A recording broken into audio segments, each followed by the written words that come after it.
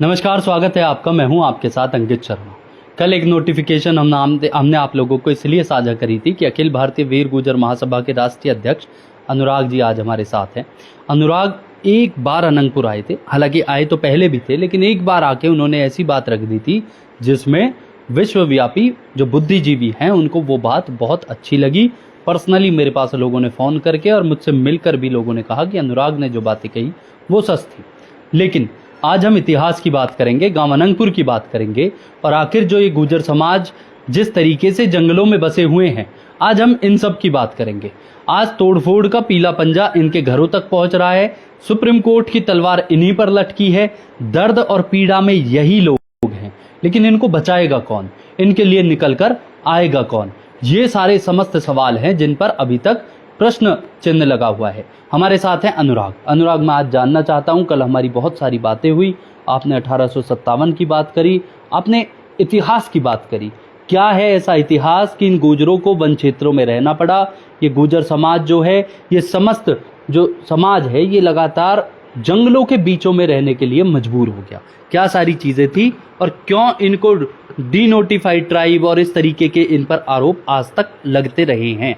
क्या कहेंगे अनुराग जी? धन्यवाद अंकित भाई। मैं आपको पहले एक चीज़ बताऊंगा।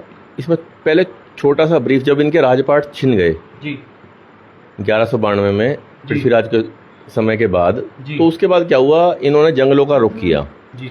तो जो था ये सारा सल्तनत काल शुरू हो गया था।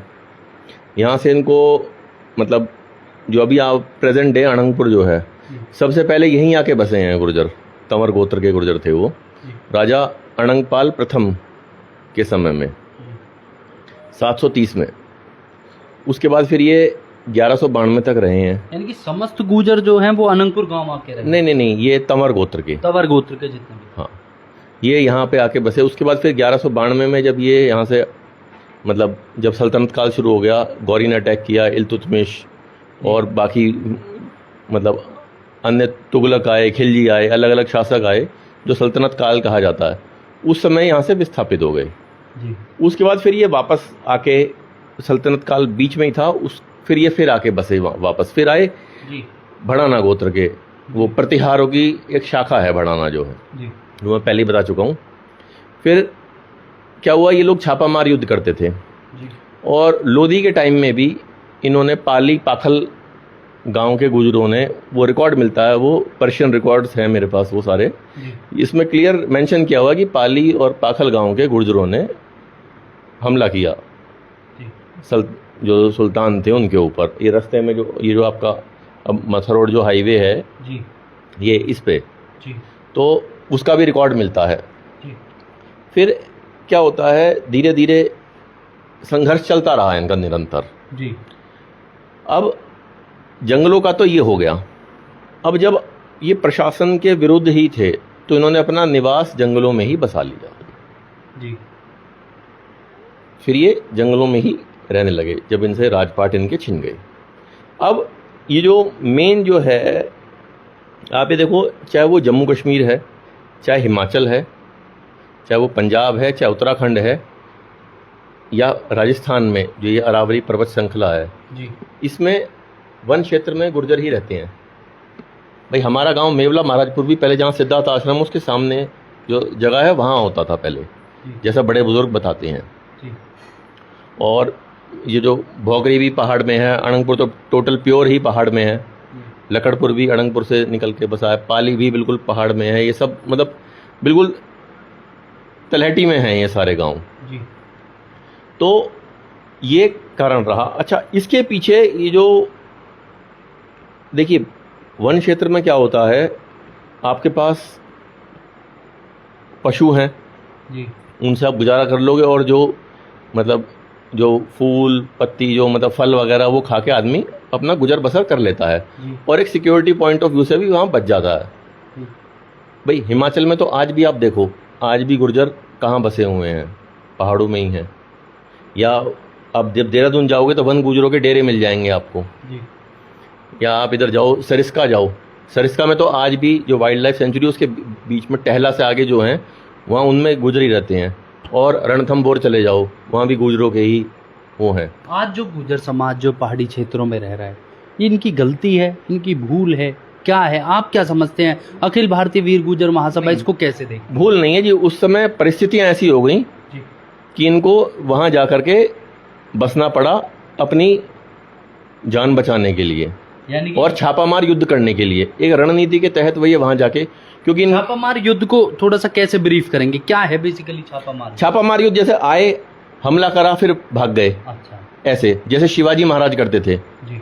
शिवाजी भी महाराज भी तो उनमें छुपके पहाड़ों में छुपके फिर अटैक करते थे। यानी कि जो सल्तनत काल बेसिकली था, हाँ जी। तो ये मुगलों पर उस तरीके से हमला करते। मुगल सल्तनत काल के बाद में है। सल्तनत काल में जो थे वो सारे तुर्क थे, तुर्की थे सर। तुर्क थे जी। और मुगल अलग थे। मुगल क्या थे? मुगल तुर्क और मंगोल का कॉम्बिनेशन थे। जी। मतलब फादर साइड से वो तुर्क थे और मदर साइड से वो मंगोल थे, तो उनकी शक्ल मदर साइड ज़्यादा मिलती, तो इसलिए मुगल से मंगोल, मतलब मंगोल से मुगल आया। ऐसे ऐसे है ये। यानी कि ये ट्राइब बेसिकली जो गुर्जर समाज जो है ये छापामार हमला करता था। हाँ। युद्ध करता था, सुबह दिन में लड़ता था और शाम को जाके अपना जंगलों में नहीं अंधेरों में ही मतलब युद्ध करते। हाँ, युद्ध करते थे ये। जो सनातन शस्त्र विद्या थी वो इनके पास मतलब पूर्वजों की देन थी इनकी, वो तो उसी से ये उसी हिसाब से करते थे। अच्छा, अब ये जो सारा एक्ट आ रहा है, ये वन क्षेत्र का जो आ रहा है भाई, ये फॉरेस्ट एक्ट जो है जी, ये फॉरेस्ट एक्ट के बारे में आपको 1865 में लगा, मगर आपको फॉरेस्ट एक्ट के बारे में समझना पड़ेगा पहले जी। इसके लिए आपको जाना पड़ेगा 1813 में जी। जब जो ये सहारनपुर और रुड़की वाला एरिया है, वहाँ पे गुर्जरों की जागीरें थी। वहाँ थे राजा रामदयाल जी। राजा रामदयाल जी का 1813 में निधन हो गया जी। और वो निधन होने के बाद क्या हुआ, अंग्रेजों ने उनकी जागीर जब्त कर ली जी। तो तब पहला विद्रोह हुआ इनका गुर्जरों का अंग्रेजों के विरुद्ध। तो गुर्जरों ने वहाँ करा, मगर अंग्रेजों ने उनको दबा दिया जी। मगर वो ज्वाला जो थी वो शांत नहीं हुई, वो अंदर ही अंदर धधक रही थी जी। फिर 1822 में जी। उनके ही रिश्तेदार राजा विजय सिंह कुंजा बहादुरपुर जी, क्योंकि राजा विजय सिंह कुंजा बहादुरपुर उस समय भी होंगे, अगर आप एनालिसिस करो उस चीज़ का, तो वो भी उस लड़ाई में इन्वॉल्व होंगे जो 1813 में हुई। फिर 1822 में उन्होंने फिर शुरू कर दी। ठीक है। और उनके जो सेनापति थे वो कलवा गुर्जर थे, उनका कल्याण सिंह नाम था। और उनका फिर क्या हुआ, ये 2 साल तक चला युद्ध और 3 अक्टूबर 1824 को वो वीरगति को प्राप्त हो गए और कलवा गुर्जर को अंग्रेज पकड़ के ले गए। कल्याण सिंह जो सेनापति थे, कल्याण सिंह गुर्जर को, और उनकी गर्दन काट करके रुड़की कोतवाली पे 10-15 दिन लटकाए रखी, सिर्फ किस लिए? लोगों को भय बैठाने के लिए, कि भाई भयभीत करने के लिए कि देखो जिसे तुम इतना बड़ा शूरवीर, इतना बड़ा महाबली समझते थे, उसका हमने ये हाल कर दिया। अच्छा, आपस में रिश्तेदारियां थी, हमारे गांव से भी कई, हमारे परिवार की ही कई रिश्तेदारियां भी हैं कुंजा बहादुरपुर में, और इधर भी रुड़की साइड भी काफ़ी हैं रिश्तेदारियां, मेरठ साइड भी हैं। अच्छा, वो रुड़की और जो ये सहारनपुर, इनकी मेरठ में भी थी जी। तो यही चीज़ अंदर अंदर एक, देखिए किसी रिश्तेदार के साथ कुछ हो जाए जी, तो लोगों के अंदर अंदर एक मतलब एक अलग चीज़ होती रहती है भाई, एक बदले की भावना कह लो आप उसको, या कुछ भी कह लो आप। यही रिजल्ट था मतलब 1857 का। 1857 क्यों हुआ, उसके पीछे भी यही कारण था, क्योंकि जो देखिए एक फिल्म बनी है क्रांति, वो 1824 में जो ये लड़ाई हुई है, उस फिल्म में मनोज कुमार, हेमा मालिनी, शशि कपूर ये हैं, वो क्रांति फिल्म जो है वो इसी पे ही, ये राजा विजय सिंह कुंजा बहादुरपुर वाली, उससे ही इंस्पायर होके बनी है फिल्म वो जी। तो जब ये इधर आ गए, ये जब 1857 हुआ, तो क्या हुआ, 1857 का सबसे बड़ा कारण ये था कि उसमें भाई जो मंगल पांडे कभी मेरठ नहीं आया, मंगल पांडे का मेरठ की क्रांति से कोई संबंध नहीं है, उन्होंने यहाँ आके कभी जीवन में नहीं आए। वो क्या हुआ, 8 अप्रैल को 1857 को उन्होंने, उससे पहले उन्होंने कारतूस में क्या था, ये था कि भाई इसमें चर्बी है गाय की या सूअर की, तो हिंदुओं के लिए गाय पूजनीय है और मुसलमानों के लिए सूअर हराम है। तो उन सभी को ये हुआ कि हमारा तो धर्म भ्रष्ट कर दिया, हमारा तो मजहब भ्रष्ट कर दिया। तो ये भी एक बहुत बड़ा कारण था लड़ाई होने का 1857 की क्रांति का। प्लस जब ये तो हो गया, वहाँ पे इन्होंने दबा दबो दिया सब कुछ। फिर क्या होता, 10 मई 1857 को यहाँ कोतवाल कौन थे, मेरठ के धन सिंह गुर्जर, चपराना गोत्र के थे। उनके पूर्वज हमारे गांव मेवला महाराजपुर से ही गए थे। नेतृत्व उन्होंने ही किया, नेतृत्व लड़ाई का उन्होंने किया और पूरी स्ट्रेटजी बनाई उन्होंने कि भी किस तरीके से हम इन पे अंग्रेजों पे हमला करें। और आसपास के गांवों तक जहाँ जहाँ उनकी रिश्तेदारियाँ थीं, इवन आप ये लगाइए जितने भी यहाँ सोहना के या फरीदाबाद के अभी प्रेजेंट में, या इधर मेरठ के, मुजफ्फरनगर, सहारनपुर तक के गांवों में मैसेज पहुंचाया। अब कोई मैसेज पहुंच जाता है, पहले फ़ोन कर देते थे लोग या चिट्ठी भेज के मैसेज भेजते थे, मगर उस समय तो ऐसी कोई दूरसंचार की कोई व्यवस्था ही नहीं थी। तो उसके लिए क्या हुआ, जो हमारी गुर्जर माताएं थीं उन्होंने एक टेक्निक निकाली उसकी। उन्होंने बोला भाई संदेश पहुंचाने के लिए क्या करना पड़ेगा। कच्ची रोटी बनाई उन्होंने, तवे पे हल्की सेकी, हल्की सी, और उसको भेज दिया। जिस भी गांव में भेजते थे, अगर वहाँ से वो रोटी पक के आ जाती थी तो इट मीन्स वो आदमी पक्का हो गया, वो हमारे साथ हो गया। अब आप लगाओ उनकी कितनी दूरदृष्टि, और मतलब उन्होंने ऐसे समय में एक संपर्क साधने का एक ऐसा माध्यम बना लिया उन्होंने। तो जिस गांव से पक्की रोटी आ गई तो समझो वो हमारे साथ हैं। एक संदेश पहुंचा दिया गया सारे में, और आप ये देखो एकदम विद्रोह हो गया सारे में, और उसको अंग्रेज संभाल नहीं पाए। फिर इन्होंने क्या करा, अंग्रेजों ने देखा भाई ये, उन्होंने चुन चुन करके टारगेट किया। पहले तो 4 जुलाई को उन्होंने यहाँ पे हमला कर दिया, जो इनका गांव था जी, पांचली जो था इनका गांव, वहाँ इन्होंने हमला कर दिया, जो कोतवाल धन सिंह का गांव था। क्योंकि गांव के आसपास के सारे जितने भी गुर्जर थे उन्होंने सबने आकर के वहाँ वो करा। अच्छा, एक चीज़ मैं बीच में बताना चाहूँगा आपको, ध्यान आ गई मुझे, जो बहुत इंपॉर्टेंट है। देखिए, कोतवाल धन सिंह को पहले लोग जानते नहीं थे। मैं भाई एक लोगों की उसमें था जी, कहानियों में, मगर प्रमाण नहीं थे इसके। प्रमाण किसने ढूंढे, किसने, उनका नाम था डॉक्टर देवेंद्र सिंह जी। वो सिसोदिया गोत्र के राजपूत समाज के थे। उन्होंने डॉक्यूमेंट दिए हैं, और इसका प्रचार जो किया है वो कृष्णपाल चपराना जी हैं, पावटी गांव के। उन्होंने बड़े बुजुर्गों से सुन लिया था, किसी से धन्ना धन्ना धन्ना नाम था।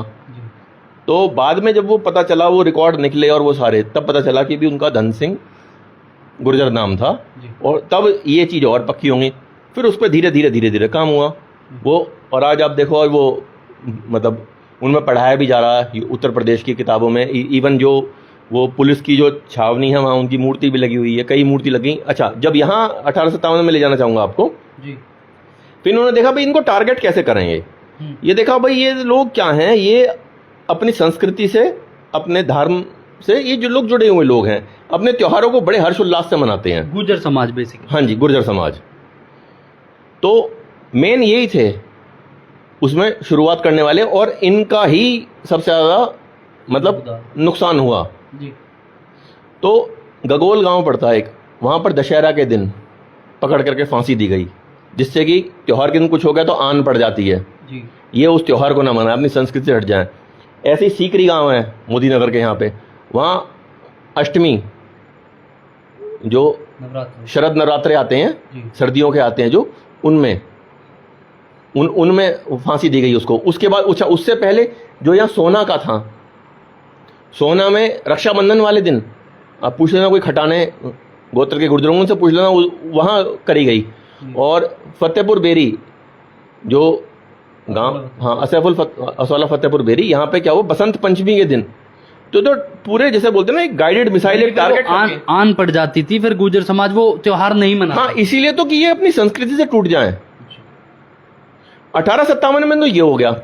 फिर उन्होंने देखा भाई इनका फाइनेंशियल कंडीशन क्या है, उन्होंने देखा भाई ये लोग क्या करते हैं। अच्छा, इतने बीच में क्या हो रहा था, अंग्रेजों ने क्या करा, वो रेलवे लाइन पे भी काम कर रहे थे साइड बाय साइड। 1853 में पहली ट्रेन चली, कहाँ से, बॉम्बे से थाने तक की जी। तो इन्होंने क्या करा, उसके लिए जैसे अब आप देखोगे रेलवे ट्रैक पे लोहे की पटरियां होती हैं, मगर नीचे जो स्लीपर होते हैं जिनके ऊपर वो टिकी होती हैं, वो सीमेंट के हैं। उस टाइम वो होते थे लकड़ियों के, टिम्बर के। तो सबसे ज़्यादा लकड़ियाँ कहाँ होती हैं आज की डेट में भी, आप देखो लकड़ी का हब कहाँ है, वही जो हरिद्वार का और जो सहारनपुर वाला एरिया है वही है। इन्होंने ये टारगेट करा कि भाई इस एरिया को अपने अंडर लो, जंगलों को, तब ये फॉरेस्ट एक्ट लाया गया जी, कि भाई इनकी ताकत क्या है, ये करते हैं, हमला करते हैं, जंगलों में भाग जाते हैं, तब ये फॉरेस्ट एक्ट लाया गया 1865 में। इस नीति से लाया गया कि भी इनको, यानी कि 1865 में बेसिकली फॉरेस्ट एक्ट। हाँ, 1900 की कई बार लोग दलीलें देते हैं कि 1900 में ब्रिटिश ने, नहीं ब्रिटिशर्स 1865 में है। ये बात चैंपियन जी भी बोल के गए, क्योंकि उस क्षेत्र से उन्होंने बिल्कुल सही बोली उस दिन। ये किसी ने मेरे पास क्लिपिंग भेजी थी उसकी जी। तो जब वहां ये हुआ 1865 का ये हुआ जी। तो उसके बाद फिर देखो, एक तो उनकी जमीन ले ली जी, फिर लेके आए 1871 में क्रिमिनल ट्राइब एक्ट लेके आए फिर ये, यानी कि गुर्जर समाज को क्रिमिनल बता दिया फिर। हाँ, क्रांतिकारियों को उनको क्रिमिनल बनाने के लिए, बताने के लिए। देखो, एक तो आपकी चीज छीन ली, दूसरी चीज आपको बदनाम कर दिया, एक नैरेटिव सेट कर दिया कि भाई इनको बिल्कुल मतलब पैसा तो छीना ही छीना और इनकी सामाजिक मान प्रतिष्ठा को भी खत्म किया जाए। ये एक्ट बेसिकली क्या था और एक्चुअल में इसकी क्या वो है? एक्ट ये था कि भी जो भी गुर्जर है, ये जन्मजात, ये था उसमें, हिंदी में बता रहा हूं, जन्मजात मतलब मां के गर्भ से पैदा ही क्रिमिनल होएगा।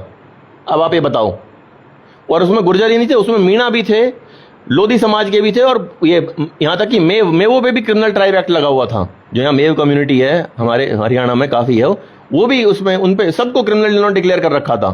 1857 में मेवों का भी बहुत बड़ा रोल है और मीणाओं का भी बहुत बड़ा रोल है, लोधियों का भी बहुत बड़ा रोल है इसमें। तो फिर क्या होता है, और बहुत मतलब जातियां थी। आज तो क्रिमिनल ट्राइब एक्ट हट चुका है। वो मैं अब बता रहा हूँ ना, वो सारी चीज क्या है वो जी, उसमें भी बहुत बड़ा घालमेल था। तो ये होता रहा। अच्छा, दमन चक्र ऐसा चला भाई, यहीं के लोगों को अंग्रेजों ने अपनी सेनाओं में भर्ती किया और इनको मरवाया जी। ये भी सच्चाई है, ऐसे कोई नकार नहीं सकता इस चीज को। गुर्जर समाज के लोगों को नहीं, अन्य को, जिन्होंने, जो उनके विपक्ष में जो खड़े रहे, जो अंग्रेजों का साथ दे रहे थे, उन लोगों को उन्होंने लेकर के अपनी फौजों में भर्ती किया और इन्हें मरवाया बिल्कुल। क्योंकि अंग्रेज कितनी सेना लाए थे, ज्यादा नहीं लाए थे ना, यहीं के लोगों को उन्होंने यहीं के खिलाफ यूज किया उन्होंने। फिर क्या होता है, यानी कि घर का बेदी लंका है कुछ इस तरीके। अब देखिए, परिस्थितियां ऐसी थी, कोई लड़ रहा था, कोई उधर लड़ रहा था, कोई इधर लड़ रहा था, समझ रहे हो ना आप। कोई देश भक्ति के लड़ रहा था, कोई देश के पर जो आक्रांता थे उनका साथ दे रहा था। तो फिर जब ये आए आगे आकर के 1871 के बाद फिर क्या हुआ, ये इनके संघर्ष आपस में चलते रहे। फिर ये भी बहुत क्रिमिनल ट्राइब की वजह से फिर क्या हुआ, ये बोला जाता था भाई, अगर एक जिले से दूसरे जिले में भी जाएगा कोई गुर्जर तो उसको थाने में बता के जाना पड़ेगा मैं उधर जा रहा हूं। और इतना भय बैठा दिया कि एक पुलिस वाले के जाते ही गांव के गांव खाली हो जाते थे। ऐसा दमन चक्र चलाया उनकी सब कुछ, सब लूट लिया, सब छीन लिया, सब कर लिया। राजा कदम सिंह हुए थे, उन्होंने भी वो मेरठ में वो भी बहुत ज़बरदस्त तरीके से लड़े। वो उमराव सिंह भाटी जी, राजा राव उमराव सिंह भाटी जो दादरी के थे, वो भी बहुत ज़बरदस्त लड़े। मैं एक बार, वो सवाल शायद हमारा भटक गया, क्या बचपन से जो क्रिमिनल ट्राइब एक्ट लगा, हाँ, वो आज है या नहीं? मैं वही उसी पे ही आ रहा हूँ। मैं इसके बाद उसी चीज़ में बताऊंगा जी। सूबा देवहंस कसाना धौलपुर का उन्होंने नेतृत्व किया 1857 की क्रांति का। सूबा देवहंस कसाना, उनके महल और उनके किले आज भी हैं जी। ना तो वो धरोहर डिक्लेयर करे गए, वो लोग फिर मतलब मुख्य धारा से तो कट ही गए। उन्होंने मशीन गन छीनी थी अंग्रेजों से उस समय में जी। 2 मशीन गन छीनी थी उन्होंने अंग्रेजों से उस समय, सूबा देवहंस कसाना ने 1857 की क्रांति में। अच्छा, आगरा वाले क्षेत्र में जनवेद सिंह छावड़ी थे जी। उनका बहुत बड़ा रोल था, वो भी उनके सहयोगी थे सूबा देवहंस कसाना के। तो टोटल मैं बताऊं आपको, गुर्जर ही लड़ रहे थे बुरी तरीके से, बताऊं मैं आपको। और हाँ, और झांसी की रानी लड़ी, कब लड़ी अगर देखा जाए तो हमारी लास्ट लड़ाई हुई है अंग्रेजों से, वो बसंत पंचमी आती है, जनवरी फरवरी में आती है 1858 में। इधर अहिरवाल जो यादव थे, ये भी बहुत लड़े, जो हरियाणा का क्षेत्र पड़ता है। इन्होंने भी बहुत उनका मतलब पूरा उनके खिलाफ विद्रोह किया, इन्होंने भी बहुत साथ दिया उन्होंने भी क्रांतिकारियों का।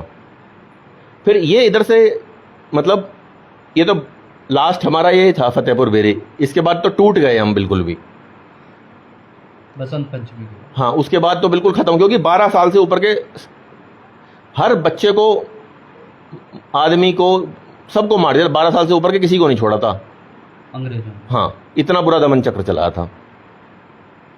फिर इन्होंने उसके बाद फिर क्या, ये टारगेट करने लगे इनको, प्रशासन जो है वो टारगेट करने लगा इनको।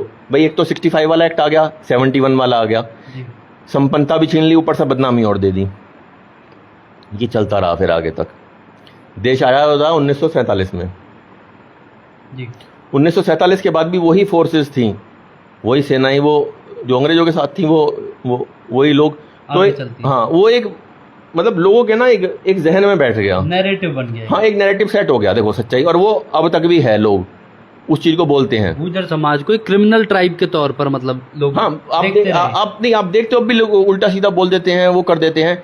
इसके बारे में मैं आपको बीच में अभी ध्यान आ गया मुझे, इसके बारे में तब से, और मतलब जब 47 के बाद फिर क्या होता है, एक घटना और बताता हूँ मैं आपको, जो आजकल लड़कों ने डाल रखी है हमारे पेज पे, ये इसकी मठ गुर्जा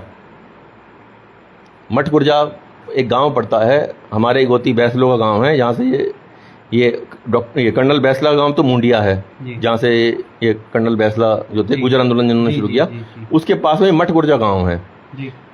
मैं 6-7 साल पहले गया था अपने इन लॉज के साथ, नसूरा गांव पड़ता है, वहाँ पंडित जी थे, उनके पास गए थे, वो मेरे इन लॉज के वो कुल पुरोहित हैं वो, तो उनके पास गए थे, मैं उनके साथ चला गया। मैं अभी हो आता हूँ उधर, देख आता हूँ। तो उन्होंने जब मुझसे पूछा, बोले भाई क्या गोती हो, मैंने जी बैसले। बोले आपके तो इतने गाँव हैं यहाँ पे। फिर उन्होंने मुझे एक घटना बताई मठ गुर्जा कांड की, पंडित जी ने। बोले भाई क्या हुआ था, 13 मार्च की बात है, 13 मार्च, ये 13 मार्च 1949 की बात है। एक उससे पहले किसी लेडी की डेथ हो गई थी जी। उसका वो ब्रह्मभोज करने वाले थे, उसका जी।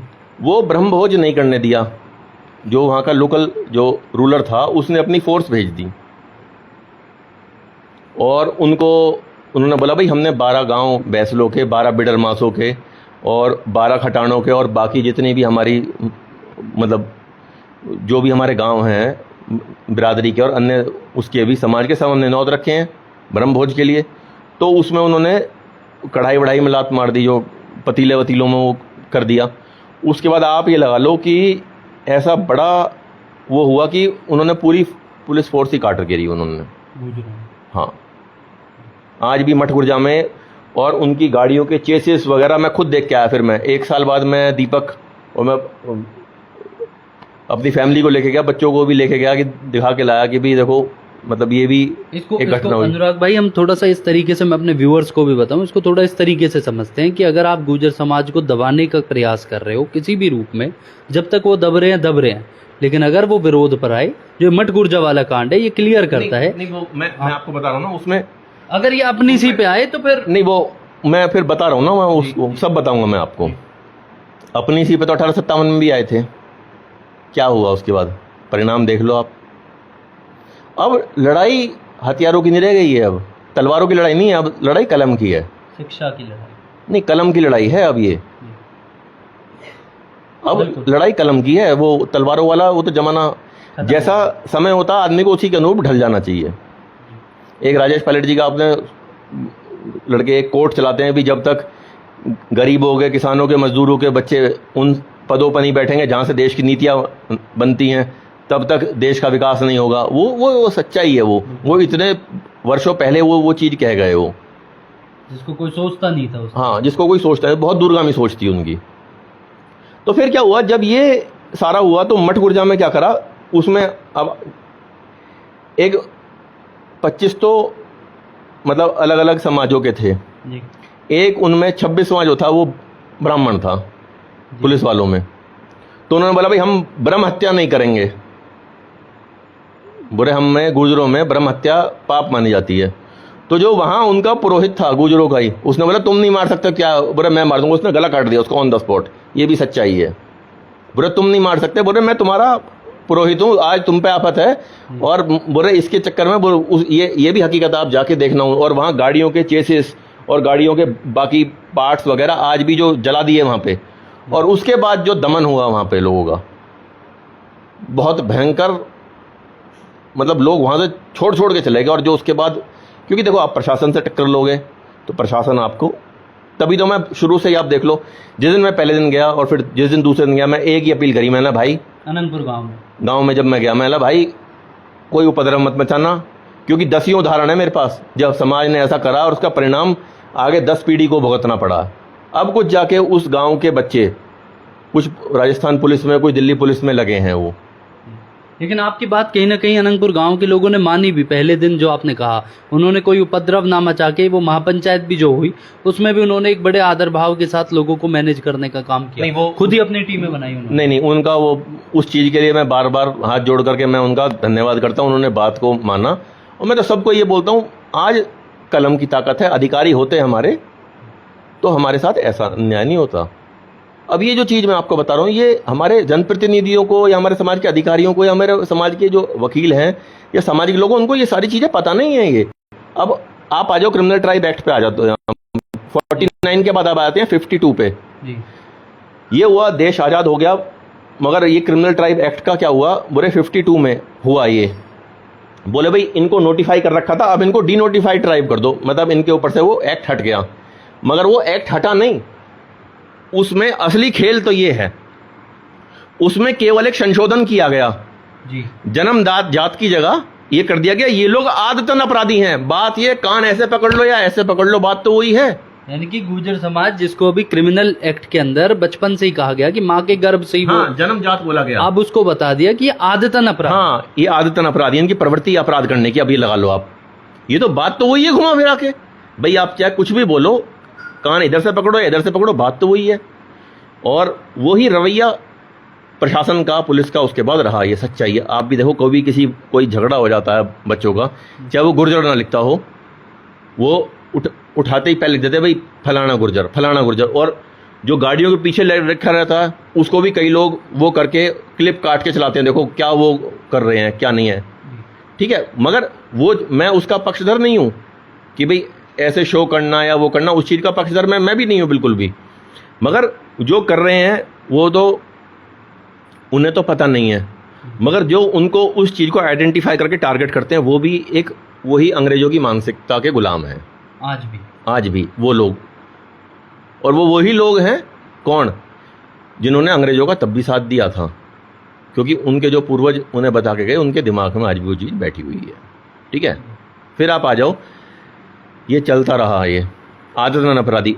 फिर क्या हुआ, कुछ मीणा समाज के और कुछ लोधी समाज के, कुछ बंजारा समाज के, इन लोगों ने यूएन में एक एप्लीकेशन मूव करवाई किसी के, हाँ जी। फिर 2007 में हटाया वो भी, 2007, 1952 के बाद, हाँ, आदतन अपराधी वाला 2007 तक था। आप क्रिमिनल ट्राइब एक्ट डाल गए तो गूगल पे भी मिल जाएगा, आपको सर्च कर लो, देखो। यानी कि गुर्जर समाज, जिसको, जो एक बेसिकली क्षत्रिय कौम रही है, जिसने ये छापामार युद्ध करे और इस तरीके, उसको 2007 में ये कहा गया है कि ये आदतन अपराधी नहीं है। वो भी यूएन ने बोला, जब यूएन ने डायरेक्शन दी, यूनाइटेड नेशन ने, संयुक्त राष्ट्र ने जब डायरेक्शन दी जी, तब हुआ। अब ये लगा लो आप, 47 से और 2007 तक कौन कौन थे, सब जिम्मेदार हैं या नहीं है, मैं ये बोलता हूँ। मैं किसी एक को या दो को या चार को नहीं बोल रहा, जिम्मेदार सब हैं, इस चीज़ को स्वीकार करना चाहिए। और 2018 में सिर्फ इस पे, मेरी नॉलेज में ये है, सिर्फ एक सांसद हैं जिन्होंने इस पे बोला। मैं आपको वीडियो भी दिखाऊंगा अभी, वो आप अपने इस पे चलाना। चाहता हूं आप उनका नाम लेके बताएं। हाँ, मैं बताता हूँ जी। उनका नाम है प्रहलाद सिंह पटेल जी। दमोह से भारतीय जनता पार्टी के सांसद थे।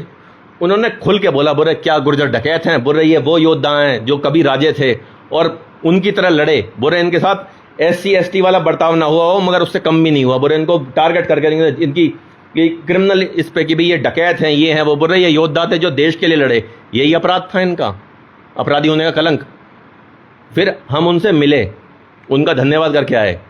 वो भी क्यों बोले ये, क्योंकि वो भी लोधी जाति के थे। उन्होंने खुद बोला, बोले मैं खुद हूँ, मगर उन्होंने सबसे पहले नाम किसका लिया, लोधी जाति का नहीं लिया उन्होंने, सबसे पहले नाम लिया क्या गुर्जर डकैत हैं, ये बोला उन्होंने। वो अभी ऑन रिकॉर्ड है, वो लोकसभा में उन्होंने सामने वालों को बोला, बोले भाई आपने दिया तो सही, मगर क्या दिया वो। वो देखिए मेरी नॉलेज में यही है, वही एक व्यक्ति हैं जिन्होंने इस बात को मजबूती से उठाया। हमारे लोगों को तो पता ही नहीं है ये चीजें यार। आप चाहते हो ये समाज में बेसिकली संसद में ये सब चीजें उठे, समाज के बारे में पता चले लोगों को? भाई हमारी जो हिस्ट्री है ना, हमारी बहुत ग्लोरीफाइंग हिस्ट्री है, वो उसे पकड़ना है। और इतिहास खाने को नहीं देता, इतिहास प्रेरणा देता है कि हमारे पूर्वजों ने किसी समय, आप ये लगाओ गुर्जर प्रतिहार सम्राट मिहिर भोज का जो ग्वालियर में जो किला जो है, उसमें चतुर्भुज मंदिर भगवान विष्णु का जो है, विल्ल भट्ट स्वामी मंदिर जिसको बोलते हैं, उसमें शून्य का प्रयोग किया उन्होंने जी। तो शिक्षित थे तभी तो। हमारी तो महिलाओं के भी ऐसे उदाहरण मिलते हैं उस समय की कि हमारी तो देश में 100% लिटरेसी रेट था। जो उस समय शिक्षा थी, बोली थी, भाषा थी, वो हमारे समाज में नहीं पूरे देश में ही लिखनी और पढ़नी सबको आती थी। 36 लाख की सेना ऐसे नहीं हो जाती, 36 बिरादरी की सेना थी। आज की डेट में भी भारत की सेना 36 लाख की नहीं है। और ये मैं नहीं बोल रहा, ये जो उनके परम शत्रु थे, अरब थे, वो बोल रहे हैं। कौन लिखता है? सुलेमान लिखता है, अबू जैद लिखता है, अल मसूदी लिखता है इन चीज़ों को। मैं जो ये चीज़ बता रहा हूँ, या मैंने आपको जो 1813 का बताया, ये फ्रीडम मूवमेंट इन इंडिया, ये मजूमदार ने लिखी है किताब, आरसी मजूमदार ने। और पेज नंबर वॉल्यूम 1 और पेज नंबर 108 पर पढ़ लेना, मैंने ये भी दे दूंगा। मैं जो भी चीज़ बोल रहा हूँ इस सब के मेरे पास डॉक्यूमेंट्री एविडेंसेस हैं। मैंने उस दिन वहाँ भी बोला था और अब भी बोल रहा हूँ, हमारा ना तो सत्ता पक्ष से मतलब, ना हमारा विपक्ष से मतलब। देखिए दोनों तरफ हमारी समाज के लोग हैं, एकजुट होकर के इन सब चीज़ों को समझें। जो गलती हो गई, अगर हम एक दूसरे पे दोषारोपण देते रहेंगे तो इसका कोई सॉल्यूशन नहीं है। और सॉल्यूशन जो है वो गवर्नमेंट के पास है, सॉल्यूशन कोर्ट के पास है। जिस दिन हम लीगली स्ट्रांग हो जाएंगे ना, उस दिन सारी काया पलट हो जाएगी। और लीगली स्ट्रांग कब होंगे? जब हमारे ही बच्चे अच्छे पढ़ेंगे, अच्छी शिक्षा लेंगे, तब होगा। ये आपस में कोरिलेटेड है, इनका कनेक्शन है 1813 से लेकर, और मैंने आपको अब तक का बता दिया आपको मैंने। अब मैं थोड़ा सा घूम फिर के, क्योंकि आपने बहुत अच्छी सारी चीज़ें साझा करी है, ऐसी चीज़ें साझा करी है जो शायद ही समाज में किसी को पता हो। 2-4 लोगों को पता है, ज़्यादा को नहीं है। आज मेरे हिसाब से काफ़ी संख्या में लोग इसको देखेंगे। आपके इससे काफ़ी लोगों को आज ये पता चल जाएंगी ये। अब मैं थोड़ा सा अनुराग भाई दोबारा एक बार अनंगपुर की तरफ आता हूँ। अनंगपुर गांव आज भी, क्योंकि हालांकि उनको आश्वासन मिल गया, मुख्यमंत्री से मुलाकातें हो गई, सारी चीज़ें हो गई, वो अभी उनको थोड़ा सा संयम ये है कि अब गांव शायद नहीं टूटेगा। उनको ये चीज़ें अब क्लियर है बिल्कुल, लेकिन स्टिल उनके मन में एक दर्द है, एक पीड़ा है। वो समझ नहीं पा रहे कि कहीं दोबारा तो उनके साथ ऐसा नहीं हो जाएगा। अब उनको अखिल भारतीय वीर गुर्जर महासभा के राष्ट्रीय अध्यक्ष क्या मैसेज देंगे कि क्या ऐसा काम करे? हालांकि जो वकील है समाज के, वो भी एकजुट हुए हैं, वो भी लगातार PIL लगाने की और आगे जाने की बातें कर रही हैं। क्या आज भी जो वो क्रिमिनल ट्राइब वाला जो एक माहौल था, जो वो मानसिकता एक लोगों की आप जिस तरीके से बता रहे हो, जो वो 100% है, क्या आज भी वो चीज़ है? और क्या अनंगपुर गांव को आज उसका जो एक्चुअल में जो उसका जो मूल स्थान है वो मिल पाएगा, या इनको खदेड़ कर वहाँ से भगा दिया जाए? देखिए अब क्या है, लीगली जो है ना, लीगली इसमें बहुत लूप होल्ड होंगे। मुझे ना तो पॉलिटिकल की नॉलेज है, ना सोशल की नॉलेज है, ना मुझे लीगल की नॉलेज है, मगर एक गट फीलिंग ये कहती है इसमें लीगली बहुत ज़्यादा लूप होल्स होंगे। मैं पहले दिन भी यही बोल के आया कि लीगली हमें बहुत स्ट्रांग होना पड़ेगा, उससे सारी चीज़ें सॉर्ट आउट हो जाएंगी। मैं बता रहा हूँ आपको, मेरा सिर्फ यही कहना भाई, देखिए सरकार कुछ कर रही है, बहुत बढ़िया बात है। मुख्यमंत्री स्वयं OBC हैं, ठीक है, और ऐसा हो नहीं होएगा नहीं कि भाई वो OBC के हितों की रक्षा ना कर पाएँ। जो आपके जनप्रतिनिधि हैं या और जो आपके विपक्ष के नेता हैं, वो सब अपने अपने उस पर प्रयासरत हैं। सबका एक कॉमन कॉज यही है कि भाई इस प्रॉब्लम का हमने सॉल्यूशन निकालना है, और ध्येय भी यही होना चाहिए, और समाज की ताकत भी, समाज की शक्ति भी यही होनी चाहिए। देखिए आप ये बताइए, गुर्जर आंदोलन से पहले हमारे कितने सांसद होते थे? 2 या 3 होते थे। तो गुर्जर आंदोलन भी एक बहुत बड़ा टर्निंग पॉइंट रहा है, ये मैं बता दूं आपको। मैं ये समाज की एकजुटता में, और इसमें समाज की अलग जगह ये है, लोगों में पहचान नहीं, बिल्कुल इसमें तो दो राय है। मैं बताऊं, कोई दो राय नहीं है इस चीज़ में, तो बताऊं मैं आपको, क्योंकि हमें भी लगा लो आप, मैं 2003 से कर रहा हूं मैं ये सारी चीज़ें, मगर लोग इंटरेस्ट नहीं लेते थे इन चीज़ों में। अब शायद अकेला लगा रहता था मैं, हिस्ट्री वगैरह में, ये इसमें मगर अब 2007 के बाद जो गुर्जर आंदोलन के बाद समाज में जागृति आई एजुकेशन के प्रति या उस चीज़ के प्रति, तो वो एक बहुत बड़ी बात है। और वो मतलब वो देखिए राजस्थान में तो बहुत ज़बरदस्त क्रांति है, बताऊँ मैं आपको शिक्षा के प्रति। वहाँ तो हमारे कई अधिकारी भी अच्छी अच्छी पोस्टों पे जा रहे हैं, बच्चे सारी चीज़ जा रहे हैं। अच्छा, एक आरक्षण पे मैं जवाब देना चाहूँगा। कुछ लोग बोलते हैं भाई ये आरक्षण आरक्षण, देखिए जब मुगल काल था, भाई आप आज कोई काम कर रहे हो, व्यवसाय कर रहे हो, तो व्यवसाय किस लिए करता आदमी? अपनी जीविका चलाने के लिए। बिजनेस अपनी, चाहे वो कृषि है वो भी एक व्यवसाय है, चाहे पशुपालन है वो भी एक व्यवसाय है। उस समय ये था। आज गवर्नमेंट 18% GST लेती है, मोटा मोटा 1/5 हो गया, 1/5 हो गया मोटा मोटा। मुगल काल में हमने 80% टैक्स दिया है हमने, ऑन रिकॉर्ड है मेरे पास चीज़ें, आने वाले समय में बहुत चीज़ें दूंगा निकाल निकाल करके ऐसी। तो इतने वर्षों तक जिन्होंने दिया है उनके बच्चे उनको कैसे कंपीट कर लेंगे, ये बताओ ना आप मुझे। भाई एक गाइडेड मिसाइल की तरह इनको ही ठोकना है, वो ही करा तो हमारे बच्चे वो कैसे कोप अप कर लेंगे उस चीज़ से। देखो मैंने कभी आज तक कोई रिजर्वेशन वगैरह कुछ नहीं लिया, कभी नहीं लिया है मैंने, ऑल थ्रू आउट ना मेरे, मतलब जब मैं 92 में आया, मतलब ये मंडल आयोग 1992 के आसपास ये सारी चीज़ें हुई, मगर मैं ये बता रहा हूँ मैंने कभी नहीं लिया अपनी लाइफ में, ठीक है। मगर ये है हमारे समाज में उसकी बहुत ज़्यादा आवश्यकता है, क्योंकि इतने वर्षों तक भाई आप 100 रुपये कमा के आ रहे, 100 रुपये कमा रहे हो आप, 20 रुपये रख रहे हो और 80 रुपये आपसे कोई ले जाता है। तो ऐसा मुगलों के समय में और अंग्रेज़ों के समय में हमने दिया है ये। तो इसीलिए समाज को, और भाई ये देखिए रेजिमेंट है अंग्रेज़ों की बनाई हुई, वो थी वो, और आज भी सेनाओं की रेजिमेंट है, वो भी अगर देखा जाए वो भी तो एक टाइप का इनडायरेक्ट रिजर्वेशन ही है वो तो। ये भी तो देखो आप एक टाइप का, भाई एक पर्टिकुलर, अब तो खैर रेजिमेंटों में गुर्जर भी जा रहे हैं, अलग अलग रेजिमेंटों में जा रहे हैं, वो मैं उस समय की बात कर रहा हूँ, वो भी एक टाइप का एक अपलिफ्टमेंट का वो था, समझ रहे हो ना। तो ये ऐसी चीज़ें हैं, लोग मतलब ये आप अगर सोचोगे तो आप ये तो बोलोगे भाई इनके साथ तो बहुत ज़्यादा अन्याय और बहुत ज़्यादा ज्यादती हुई। अनुराग भाई थोड़ा सा मैं घूम फिर के एक आखिरी सवाल आपसे अब करना चाहता हूँ। लगातार ये जो 8 गांव तवरों के हैं, 12 गांव भड़ानाओं के हैं, पहाड़ी क्षेत्रों में बसे हुए हैं ज़्यादातर, और उसके साथ साथ लगता फरीदाबाद की भी अगर मैं बात करूँ तो पूरा ही जंगल का ही क्षेत्र था, कोई ऐसा नहीं है। आज आबादी है तो लोग रह रहे हैं, चाहे बड़े बड़े संस्थान हों, उन पर भी मैंने कई बार कई चीज़ें निकाल कर समाज के और हर किसी व्यक्ति के सामने रखी हैं।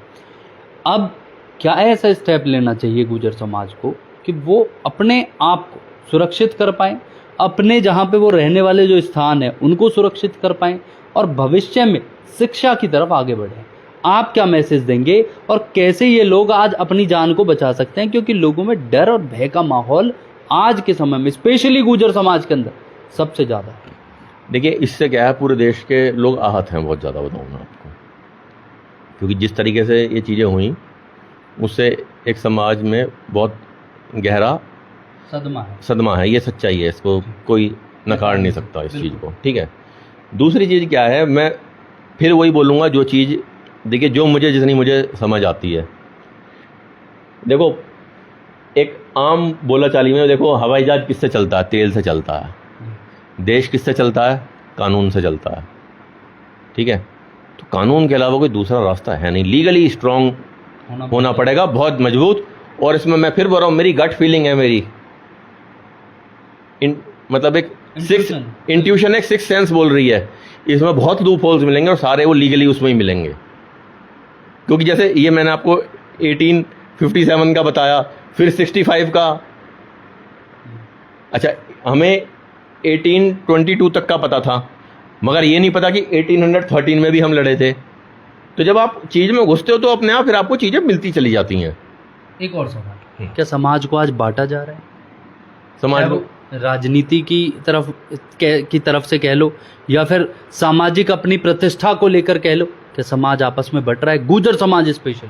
नहीं, समाज नहीं बटेगा। ये क्या होता है, देखिए थोड़ी बहुत आपस में मतलब मतभेद होते हैं, ठीक है, मगर समाज में मन भेद नहीं है। किसी का भी मन, चाहे वो कोई भी है, वो इनका अहित नहीं चाहेगा, इतना मुझे पता है। क्योंकि हमारे गुर्जर क्या है, देखो ये क्या है, लड़ तो जाते हैं ये, मगर ये दिल के बहुत सीधे हैं और भोले हैं। इन्हें कोई भी बहका लेता है, इनकी शक्ति का लोग दुरुपयोग ज़्यादा करते हैं। अब मैं आपको एक चीज़ पता नहीं बताऊं या ना बताऊं, बता ही दो। मतलब मन में दुविधा जी। आज से 20 साल पुरानी बात है जी। 37 सेक्टर में एक जानकार थे, उनके पास गए वो जी। हम गए थे मिलने उनसे, तो वो बता रहे थे कोई, अब उस पर्टिकुलर समाज का नाम नहीं लेना चाहता मैं, वो रहते थे और 2 सगे भाई थे जी। उनमें आपस में हो गई। उन्होंने अपने दोस्त बुला लिए गुर्जर, उन्होंने अपने दोस्त बुला लिए, उन दोनों भाइयों में फैसला हो गया आपस में, और वो लड़ाई गुर्जरों में बन गई। वो तो दोनों, हाँ वो तो बन गए, बोल रहे 80 तुस्सी चलो मिल के पियेंगे लस्सी, और यहाँ गुर्जर लट पे लट बजाए जा रहे हैं। तो ये प्रॉब्लम है, समझ रहे हो।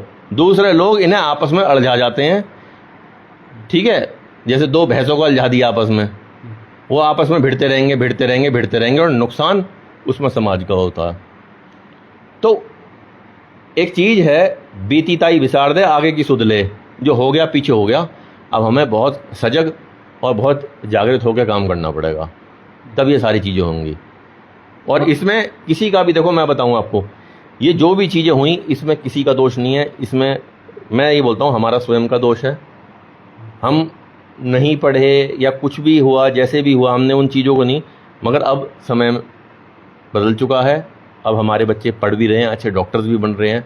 और आप ये देखो, हर उसमें लिस्ट में 8-10 सिविल सर्विसेज में भी जा रहे हैं, गवर्नमेंट सर्विसेज में भी जा रहे हैं। तो अगले 10-15 साल के बाद आपको मतलब चीज़ें देखने को कुछ और मिलेंगी। क्योंकि देखो आज हम पढ़ रहे हैं जी। तभी तो, चाहे वो इतिहास है, जब अपने अधिकार उनके लिए लड़ रहे हैं भाई। और जैसे आचार्य वीरेंद्र विक्रम जी जैसे ज्ञानी व्यक्ति हमारे समाज में हैं। एक सवाल कर दूं, बस एक सवाल। और देखो एक वो हैं जैसे आर्कियोलॉजिस्ट, जिसको लेके आया मैं, शैलेश बैसला, कोटला मुबारकपुर से, उसने कैसे गांव में ढूंढा कि ये तो गुर्जर प्रतिहारकालीन मूर्ति हैं। बच्चे पढ़ रहे हैं ना। वो प्रोफेसर दीपक बैसला जिनका आपने इंटरव्यू किया था, या प्रोफेसर विकास बटार जिनका आपने इंटरव्यू किया था, तो ये परिवर्तन है। ऐसी और भी इनको देख देख कर क्रांति है अपना। हाँ, इनको देख देख कर नई पीढ़ी और आ रही है बच्चों की। एक आखिरी सवाल बताओ, महापंचायत सफल रही अनुराग के हिसाब से? देखिए, समाज के लोग इकट्ठे हुए, उन्होंने अपनी बात करी, और अगले दिन इनकी बात जो आपके जनप्रतिनिधि हैं उन्होंने वो पहुंचाई, और जो अब बता रहे हैं मुख्यमंत्री जी ने आश्वासन दिया वो दिया। तो ये समाज की जीत थी। हाँ, समाज की जीत है, हर तरफ से किसी की हार नहीं है। उन्होंने अपना पक्ष रखा जी।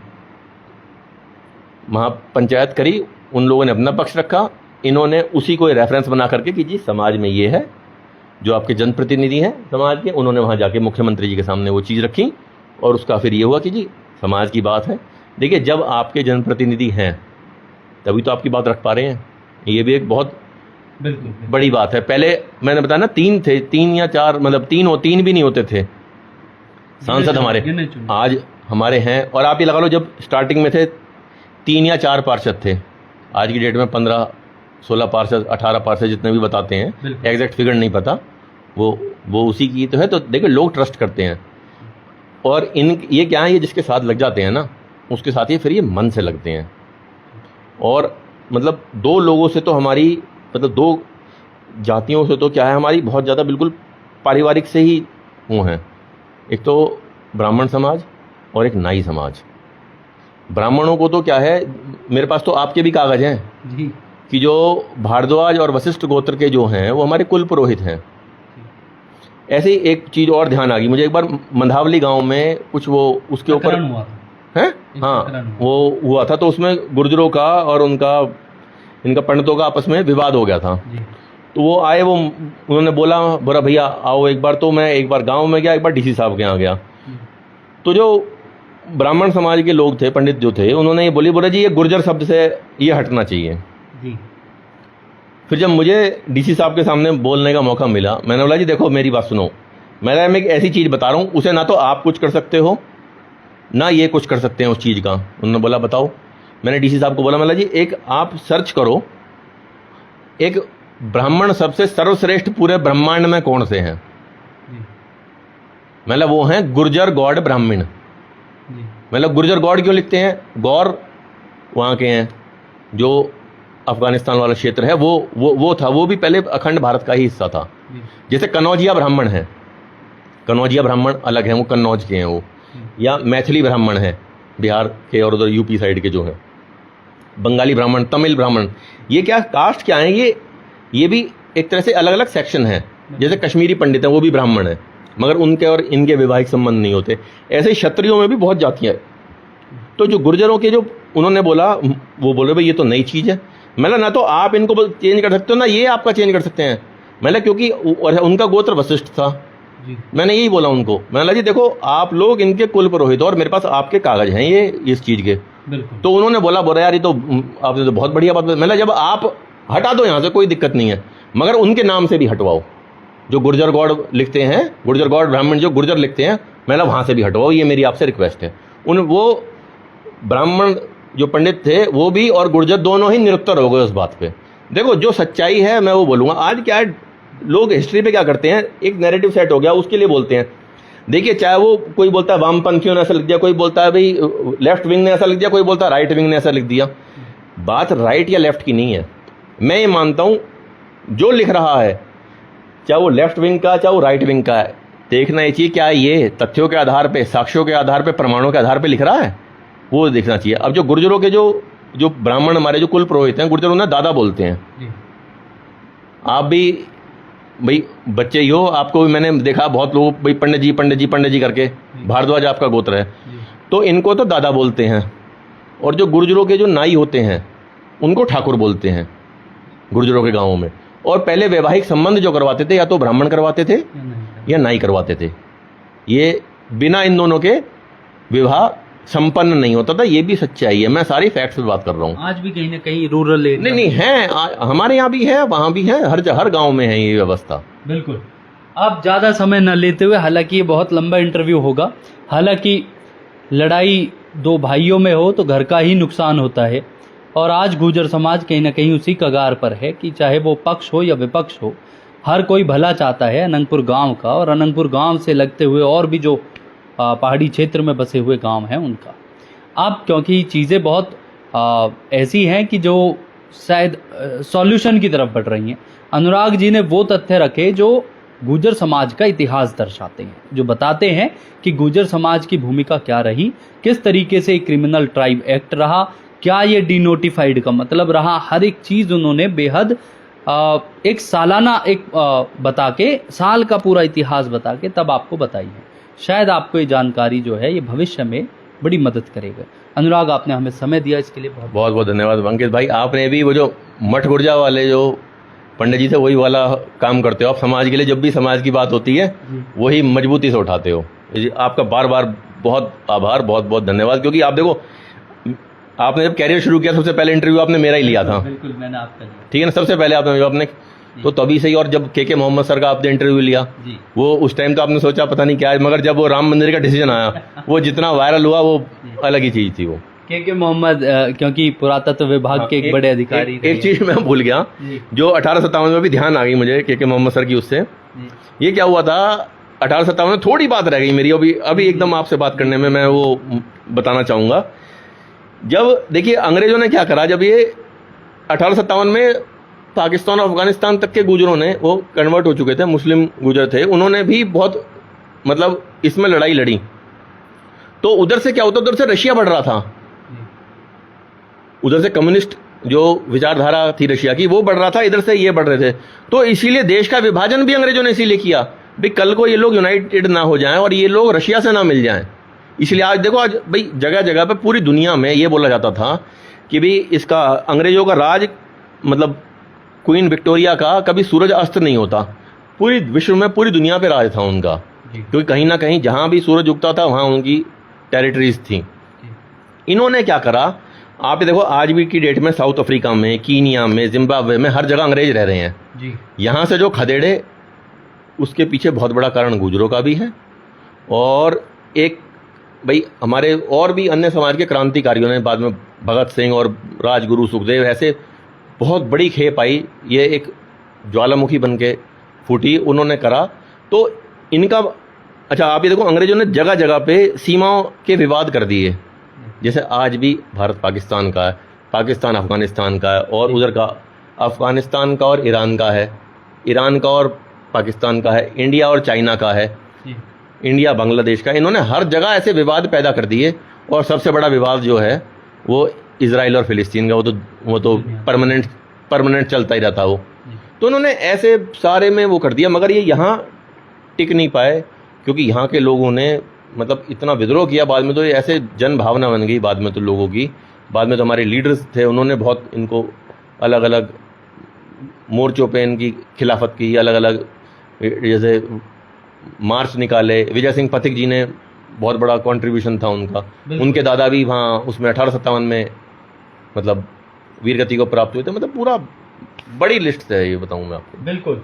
देखिए, और भी जो अहम जानकारियाँ होंगी वो हम अनुराग के साथ जुटाते रहेंगे, लेकिन अनुराग भाई ने एक बात कही कि मठ गुर्जा वाले ब्राह्मण का जो जिक्र उन्होंने मेरे लिए किया, मैं ये तब तक निभाता रहूँगा जब तक समस्त गांव को और लगते क्षेत्रों को उनका हक ना मिल जाए, चाहे वो सुप्रीम कोर्ट से मिले या फिर सरकार से। हालांकि सरकार अब पैरवी करेगी और उनको उनकी कहीं ना कहीं भूमिका जो है वो शायद मिल जाए, ऐसा लोग अनुमानित रूप से अभी समझ रहे हैं। हालांकि समाज में एकजुटता रहे, यही हर किसी का एक मैसेज है, चाहे वो अनुराग भाई हो या फिर प्रणव कुमार सिंह चैंपियन। क्योंकि लगातार हर कोई आदमी, प्रणव कुमार सिंह जो चैंपियन है, उन्होंने भी यही बात कही थी कि समाज में भिन्नता ना हो, समाज एकजुट रहे। और उन्होंने ये भी कहा था कि मैं दलगत राजनीति से ऊपर उठकर आज मैं आया हूँ। और इसी तरीके से हर इंसान आज दलगत राजनीति से ऊपर उठकर गांव अनंगपुर के प्रकरण में उनके साथ था। कोई नहीं चाहता कि गुर्जर समाज जो बसाने वाला जो एक एरिया है, एक जाति है, उसको खदेड़ दिया जाए, उसको भगा दिया जाए, उनके घरों पर बुलडोजर चल जाए। आप देख रहे थे न्यूज़ हेडलाइंस, आपने हमें समय दिया उसके लिए बहुत बहुत धन्यवाद अनुराग। धन्यवाद भैया, बहुत बहुत।